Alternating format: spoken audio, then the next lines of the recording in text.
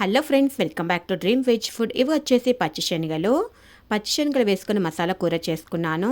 First time చేస్తున్నా కానీ super టేస్టీగా వచ్చింది.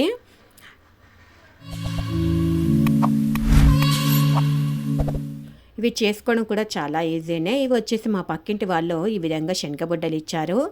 శనగబుడ్డలు అంటే ఇట్లా ఉంటాయన్నమాట. దీని లోపల వచ్చేసి శనగలు ఉంటాయి. అంటే మనకు పచ్చి బఠానీలు ఎట్లా దొరుకుతాయి ఆ విధంగా శనగలు కూడా ఈ విధంగా ఉంటాయన్నమాట. అంటే మనకు ఎక్కువగా దొరకవు.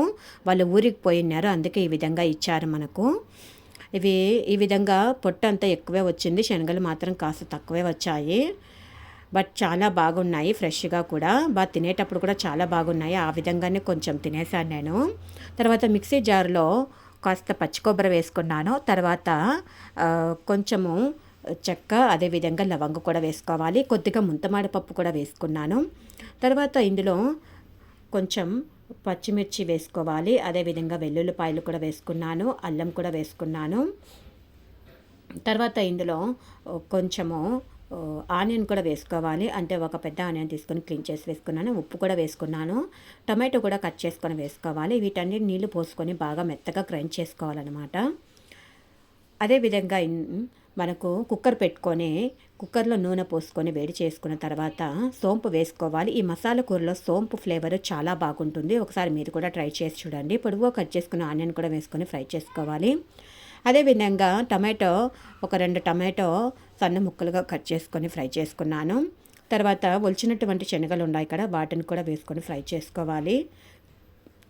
ఇవి ఫ్రై చేసేటప్పుడు కాస్త ఉప్పు కూడా వేసుకొని ఫ్రై చేసేసుకున్నాను.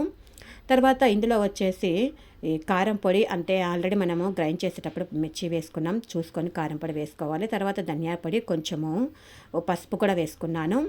ఇవి కాస్త ఫ్రై చేసుకోవాలి. తర్వాత మనం గ్రైండ్ చేసుకున్నటువంటి కొబ్బరి మిశ్రమాన్ని కూడా వేసుకున్నాను.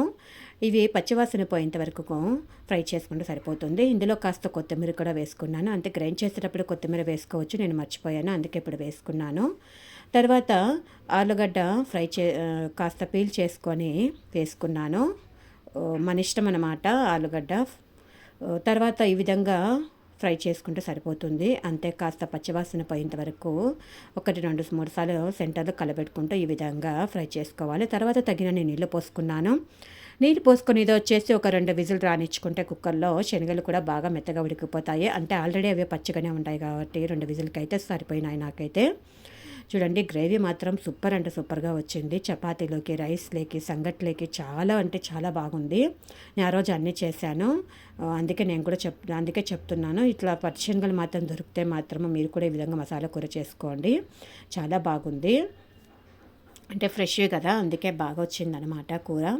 ఇందులో వచ్చేసి కాస్త కొత్తిమీర సన్నగా కట్ చేసుకుని వేసుకున్నాను. ఇంతే అండి, ఇది మసాలా కూర చేసుకోవడము. మీకు కూడా ఈ వీడియో నచ్చినట్లయితే లైక్, షేర్, సబ్స్క్రైబ్ చేసుకోండి. Thank you for watching.